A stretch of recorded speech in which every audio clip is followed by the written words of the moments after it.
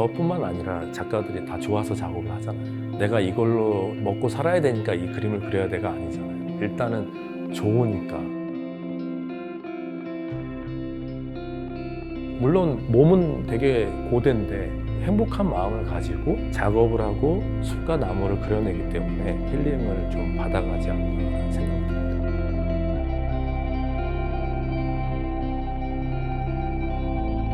숲과 나무로 영혼을 이루어하는 숲의 아가 정영한 작가입니다.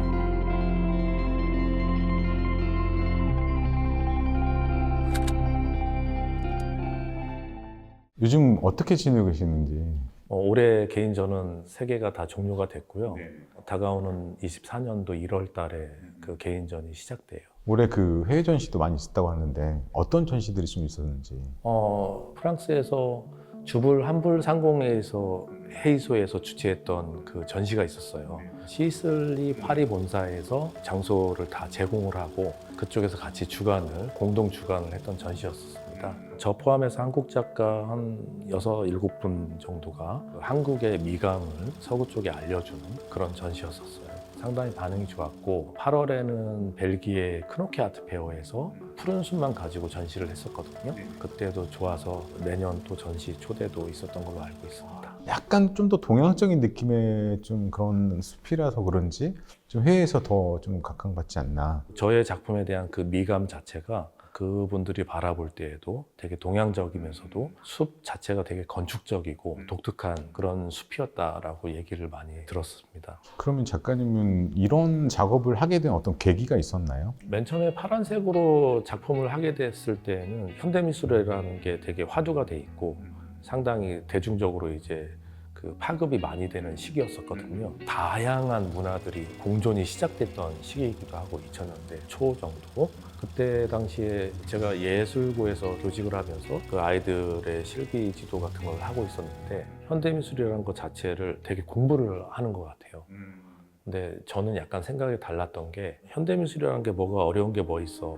정말 색만 변주하고 바꿔도 또 다른 어떤 생경함을 또 느낄 수 있는 거기 때문에 제가 기호적으로 되게 좋아하는 색깔인 블루를 가지고 단색 톤으로 그림을 그리게 됐죠. 그래서 초기에는 장면 인식이라는 타이틀이 있었어요. 어떤 한 장면, 숲이나 풍경이나 이런 것들을 장면을 따오는 거죠. 그래서 제가 그 장면을 실경으로 카메라로 찍든지 잡지책이라든지 화보집에서 그런 것들을 오려요.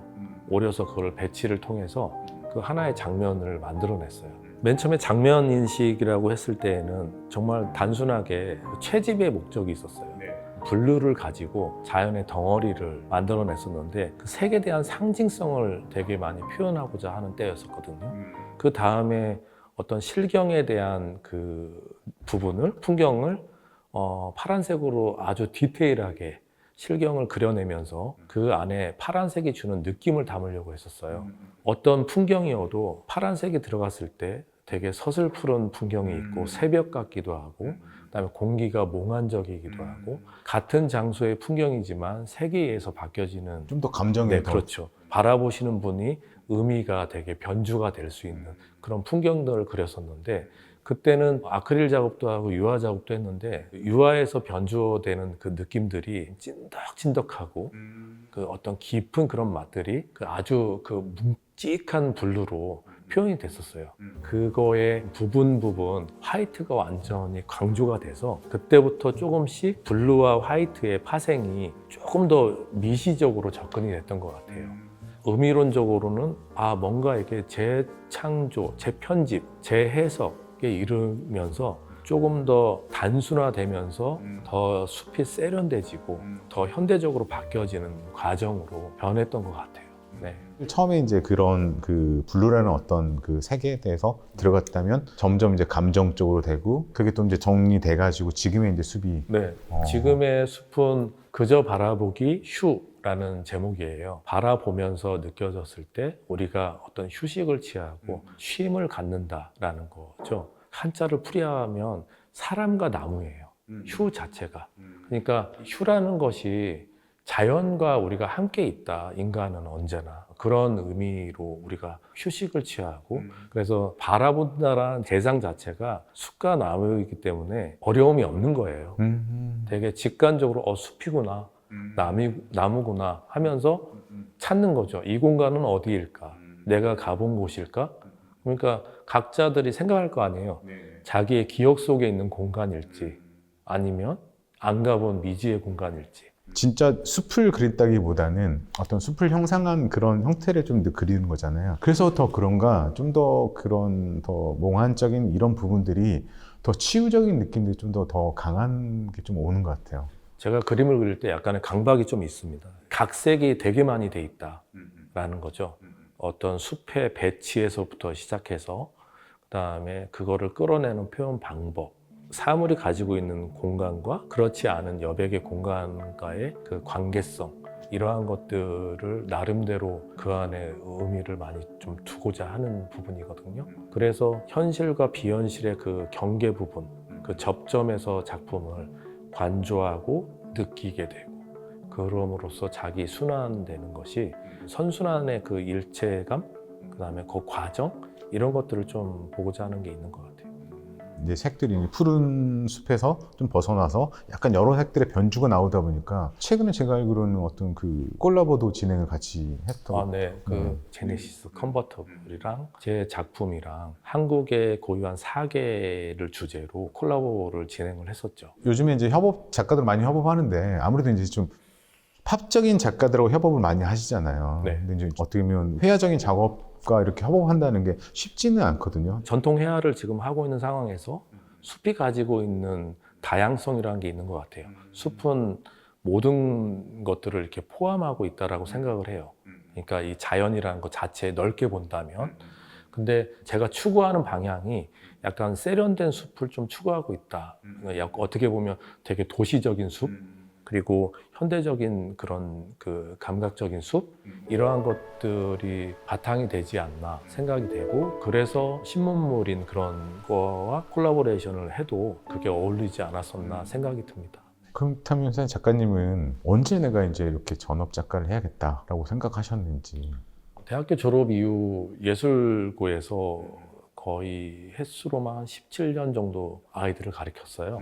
기본적인 그 조형 교육을 이렇게 많이 했었는데 부끄럽더라고요. 어느 순간에 제가 작업을 안 하고 있는데 작업을 하기 위한 그러한 아이들의 토대를 만들어주는 교육을 하고 있잖아요. 상당히 부끄럽더라고요. 그래서 잠시 졸업하고 나서 잠시 쉬었던 기간을 빼고 작업을 하기 시작했죠. 그때는 전업으로만 먹고 살 수 없었던, 학교라는 직장에서 애들을 가르치고 남은 시간에 또 하고, 그다음에 학원 사업도 하면서 작업을 계속 추구하면서 여기까지 오게 된 거니까. 그때는 어쨌든 그 애들도 가르쳐야 되고 상당히 시간적인 부분들이 엄청 부족했겠네요. 작업할 수 있는. 시간에 대한 제약은 상당한 핸디캡이었는데, 근데 그렇다고 해서 막 많은 스트레스를 받지는 않았습니다. 저뿐만 아니라 작가들이 다 좋아서 작업을 하잖아요. 이게 내가 이걸로 해서 먹고 살아야 되니까 이 그림을 그려야 돼가 아니잖아요. 일단은 좋으니까, 내가 이 직업이 좋고 이 행위 자체가 좋기 때문에 그림을 그리는 거잖아요. 제가 만약에 이 지금 숲 작업을 하면서 불행하게 아니면 되게 고통스럽게 작업을 한다고 한번 해보세요. 못하죠. 네, 못하고 이 숲이 아름답지가 않을 것 같아요. 느껴지는 분들이 네네. 만약에 제가 갖고 있던 어떤 생각이 전이가 된다고 했을 때 제 작품을 통해서 그렇다면 되게 불행하지 않을까. 물론 몸은 되게 고된데 행복한 마음을 가지고 작업을 하고 숲과 나무를 그려내기 때문에 그분들이 그러한 힐링을 좀 받아가지 않나라는 생각이 듭니다. 그러면 언제부터 이렇게 진짜 전업 작가로 살 수가 있었는지. 제가 실은 작년 초에 상반기에 다 폐업을 하고 완전히 행복하게 전업 활동을 하고 있습니다. 그러면 전업 작가 하신 지 1년? 1년 좀 넘었어요. 저는 이제 계속 이제 인스타나 이런 거 볼 때 매번 전시가 많고 당연히 저는 이제 전업 작가이지 않았나라고 생각했는데 작업이 꾸준히 선을 보이고 그게 세상에 공개가 되기 때문에 이 작가는 작업을 하고 있구나라는 게 인식이 되는 거잖아요. 네. 그러려면 저는 시간을 되게 그 분단위로 쪼갤 수밖에 없는 거예요. 애들 입시 지도를 다 하고 남는 시간, 그러니까 근데 입시지도 하고 남는 시간이 없을 텐데. 새벽 3, 4시까지 했던 것 같아요. 예를 들어서 2019년도 그 청주 공예 비엔날레, 국제적인 비엔날레인데 거기에 초대 작가가 됐을 때 거의 한 2,200호 정도를 했거든요. 근데 그때도 입시지도를 하고 있을 때예요. 그거를 5, 6개월 동안에 거의 잠을 안 자다시피 해서 마지막 그 작품 온송에 가는 날 제 오른쪽 귀가 돌발성 난청이 났습니다. 그러니까 어떻게 보면 몸을 갈아서 어떻게 보면 전시를 네. 준비하고 그랬었네요. 그래서 지금 현재는 이 오른쪽 귀가 아예 안 들리는 훈장을 가지고 지금도 작업을 계속 하고 있고, 폐업하고 오히려 이제 제가 온종일 24시간을 잘 플랜을 짜서 작업을 해야 되니까 작업량도 정말 많아지고. 사실 작업을 한 사람들은 대충 그거는 알지만 일반인이 봤을 때는 왜 굳이?